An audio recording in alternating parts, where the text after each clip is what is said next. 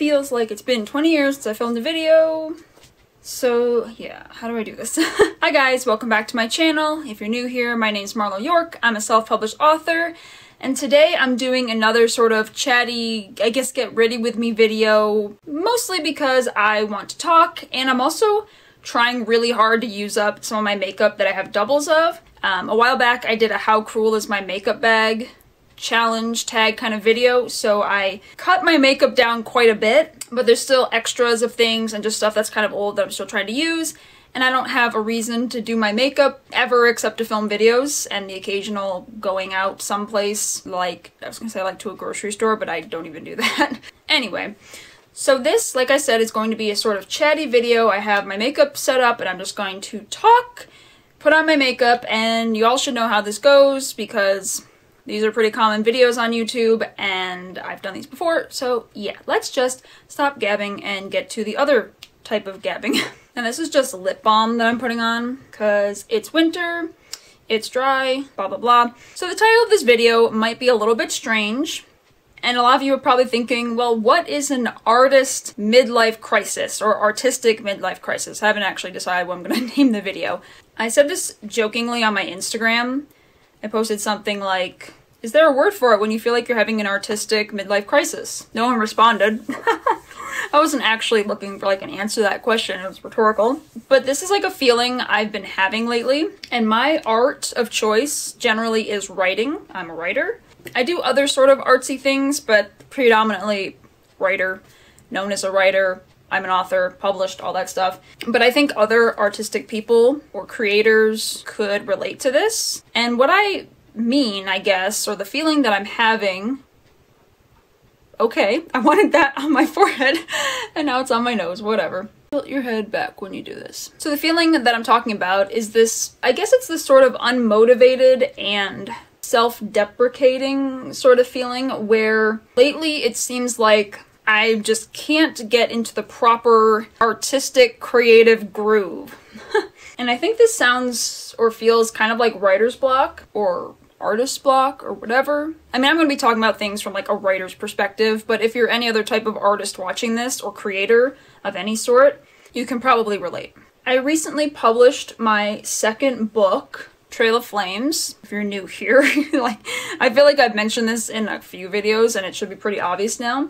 But a couple weeks ago I published my second book, and I wasn't like, I don't know, I guess I wasn't like super happy about it. I mean, I wasn't unhappy, but I certainly wasn't like jumping for joy or feeling quite as happy as I did when I published the first book in the series, Blood of Fire, back in January of 2018. And of course I felt accomplished and like proud of myself because I got the second book done. But as I've mentioned in other videos, my brain just immediately goes to, what next? What's the next step? What's the next thing? Time to start working on book 3. And it's really hard for me to feel happy or satisfied with some sort of thing I've created for very long. And that's kind of probably a personal problem. But maybe there's some other people out there who are like, oh yeah, like for me, feelings of satisfaction are kind of fleeting, but I thought I would be happier about it. And it's not that I'm unhappy, it's just that I'm just kind of like meh about it. And I think it's, you know, it could just be stuff going on with me, just stress of everyday life and work and this and that. But I also kind of felt like I should have gotten more sales on this book in the first month or the first weeks than I actually have. So when I first released Blood of Fire, it sold, I don't remember exactly how many it sold right off the bat, but it was, you know, a decent chunk in the first month. I think the majority of the books that sold were in the first month of its release, which is great. But my second book, Trail of Flames, hasn't sold that many, and there's part of me that thinks, you know, maybe it's because I'm not promoting it as much, maybe it's because it's not like my first ever book, so it's not as exciting for other people. I definitely know that there's other things I could be doing to promote it that I just don't have the time and energy for. But then there's this other part of me, this sort of, this negative side of me that thinks that the reason Trail of Flames hasn't sold so many books so quickly, or as many as Blood of Fire, is because maybe people just didn't like Blood of Fire. All the people that bought it, they didn't like it or they didn't read it, and therefore they weren't eager to buy Trail of Flames, the sequel. What was I saying? What was I doing? Where am I? Who am I? What's going on? I haven't done makeup in a little while, so I'm just like, I don't remember my routine. Oh, like I said, there's always, you know, other factors going into why I feel a certain way at any given time. When I saw that, you know, Trail of Flames wasn't flying off the shelves or wasn't selling as many, I started to feel really bad about it, and I think that's partly why I feel this sort of midlife crisis kind of thing, artistic midlife crisis feeling, is I'm just kind of feeling down about that in particular.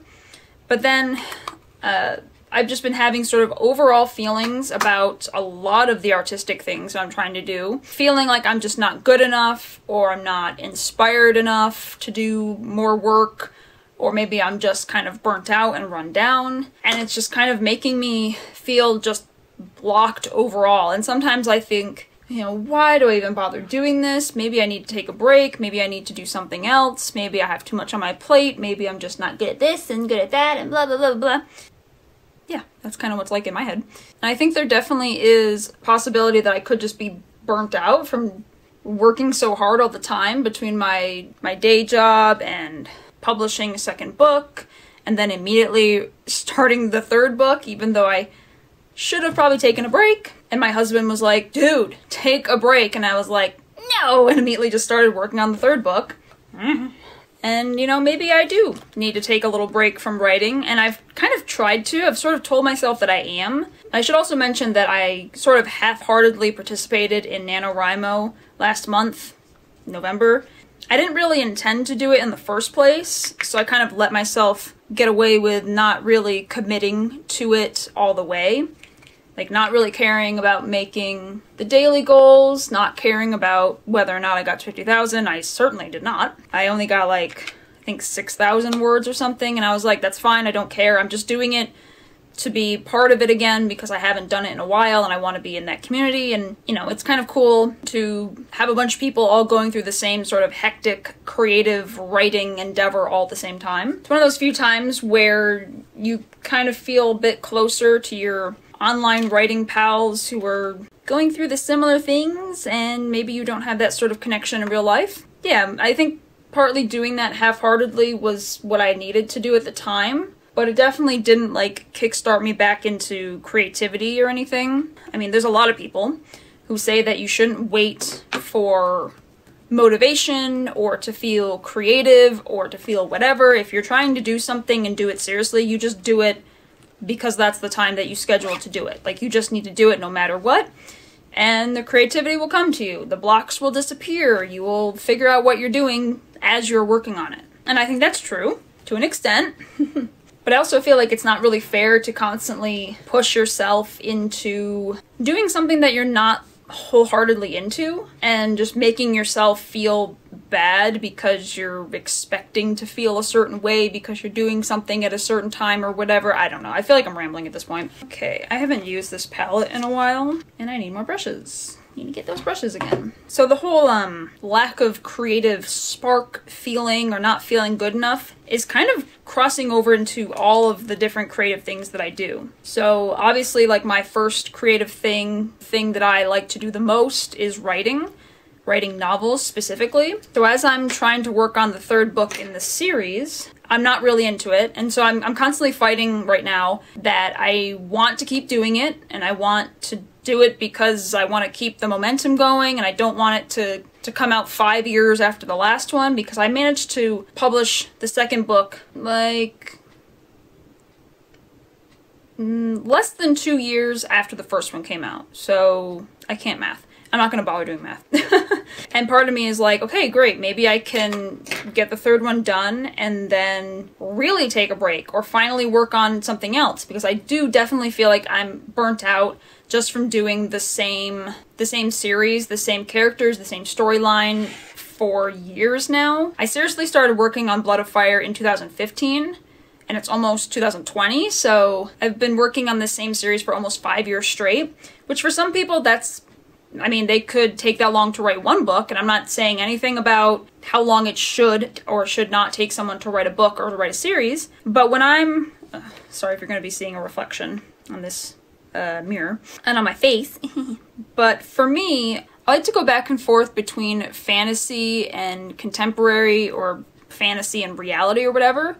And since the Blood of Fire series is all fantasy, it's pretty unusual, I guess, for me to spend so long doing all fantasy. Usually I write something that's fantasy, and then when I'm done with it, or if I'm just feeling burnt out from it, I write something contemporary, and then when I'm bored with contemporary and want to create a new fantasy world, I go back to that. So I go back and forth, but I've been so diligent about this one series and this one genre and these same characters that I'm just kind of like, I think my brain is just craving a switch, a change. And because of this feeling that is primarily directed towards my writing, it's also affecting my other creative things, namely YouTube. So I was very consistent for a long time in posting a video every single week, which is what's recommended if you're really serious about it. You should be very consistent and do at least one video a week. A lot of people say you need to do more, but no, I'm not doing that right now. Especially because I'm not making any money or really getting anything monetarily from it. Like, it's really just taking time and effort from me, to be honest. Like, it takes time and energy and creativity and blah blah blah to film a video every week, edit it on the weekend, have it posted and ready the following week, and continue that cycle again and again. I've been doing that pretty consistently, I would say, for about a year now. And then I got more work at my day job, so that really threw my schedule off to the point where a lot of times I just don't have time to film videos when I normally would directly after work, because my day job was kind of pushing later in the day and I just didn't have the time. So I ended up allowing myself to kind of lapse for 1 week. And the thing with me is when I start to lapse, like let myself get away with not doing something that I've been doing consistently, I usually start to fall off the wagon real quick. And then my brain is just like, oh, well, you skipped 1 week, why not 2 weeks? Well, you skipped 2 weeks, how about 3 or 4? And I think it was about a month I went without posting anything, which isn't great, but I was just kind of like, I'm really busy and I don't want to be doing this. And then I realized that it wasn't just that I was busy, it was that I felt like my videos aren't good enough, people aren't watching them, I don't have anything interesting to say, and I've just been feeling very down about my videos, my YouTube channel. And there's this part of me that's like, well, what's the point of even doing it if I'm not getting a lot of views, I'm not getting subscribers, I'm not making any money off it. I don't make any money off of any of my videos because I'm too small. Like, my channel's too small at this point, I can't. And then, well, 2 things happened that kind of, I guess helped, or I was gonna say changed my perspective, but I don't think my perspective has changed that much. But it has definitely changed a little bit. The first one being that I saw a post, and if you give me a second, I'm actually gonna grab my phone and read you exactly what it said, because it was literally what I needed to hear at the time. Or read. Read, hear, be told, whatever. That's not blended well at all. And I can't even do my makeup! Well, it's not like I was great at my makeup anyway. And it's not bad. I mean, who knows what it looks like to you guys? So I have no idea what is going on the screen at any given time.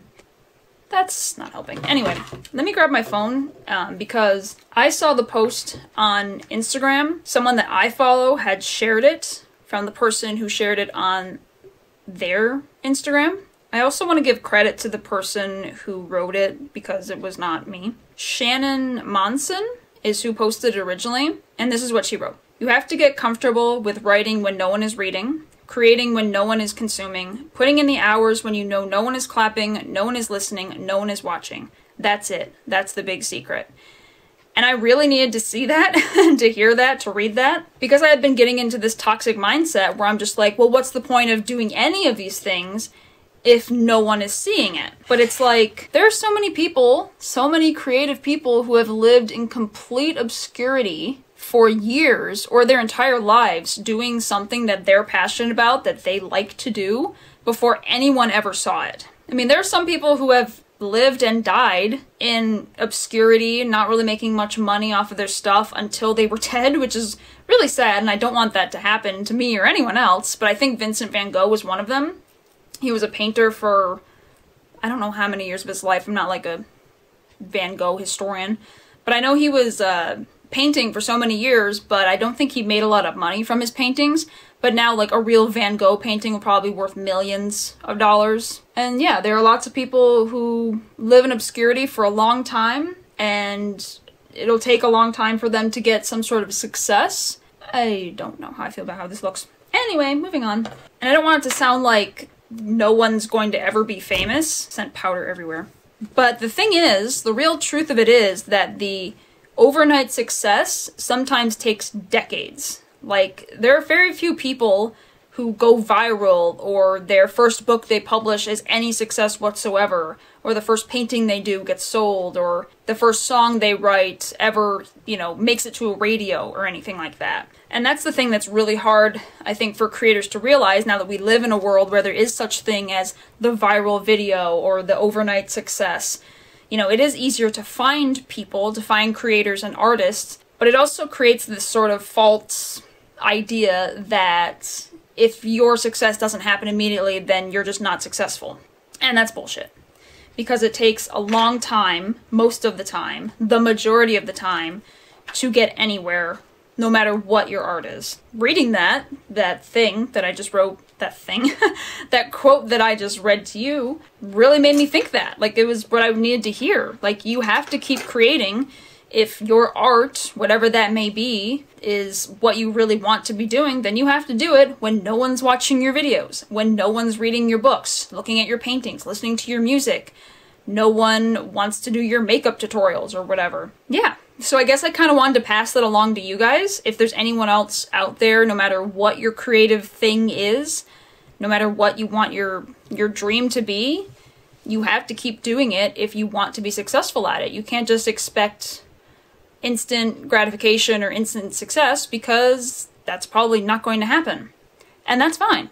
And I started talking, I think it was last night actually. I'm sorry if you end up seeing a reflection. I can't do eyeliner at a distance. I was talking to my husband about this, and I read that quote to him, and he said, like, yeah, exactly, like, you're doing the thing. You're doing a thing that so many people dream of doing. I can't remember what percentage it is, but I read that there's like huge percentage of people who say that one of their dreams is to write a book, but they never fucking do it. And I'm fucking doing it. I've already published 2 books, and I've had short stories and poems featured in other people's books and anthologies. And I'm not using that just to boast, but I'm just trying to use it as a me kicking myself in the pants and being like, hey, don't be unrealistic just because you're not seeing the success that you want to see. And I know I have videos on here that have 6 views, and you can bet your ass at least like 3 of those views are me watching my own videos to make sure they look okay when they're actually live, and to get my own views up. Yeah, I'll admit it. I'm probably not the only person who watches their own videos to be like, oh yeah, I could use another view right about now. Dang, and all of a sudden my battery's dying, of course. Well, that's okay, because I'm almost done. I can only ramble for so long, you know? Yeah, I mean, it was the 2 things. It was reading that quote and then talking to my husband, and, you know, together they kind of made me think, like, it's okay to be doing how I'm doing right now, to not be necessarily at the place that I'd like to be, but to still be doing something. And sometimes you really do need to take a break when you're just feeling burnt out from video creating and music and art and writing, and to just recharge a little bit and then come back to it and say, I'm only doing this for me right now, and then I will submit this thing to the world and take whatever feedback I get, and then keep trying, keep doing something else, keep writing some more, you know? Okay, whoops, I don't know if that's lined up. I had to restart my camera. It tells me the battery is dying. Go figure. Yeah, so I'm hoping that someone will watch this and relate to it when you feel just kind of like nothing you do creatively is really being successful or as successful as you'd like. You know, I've written a lot of stuff lately that just reads like absolute crap, but it's the first draft, so I'm not that concerned. But it kind of makes me feel like, ugh, maybe I'm not that good at this. You know, people aren't reading my second book, so maybe that meant that the first one wasn't that good. But it's like, in reality, it could just be, you know, I don't have that much time or money or resources to be promoting it as best as I should be, and that's okay.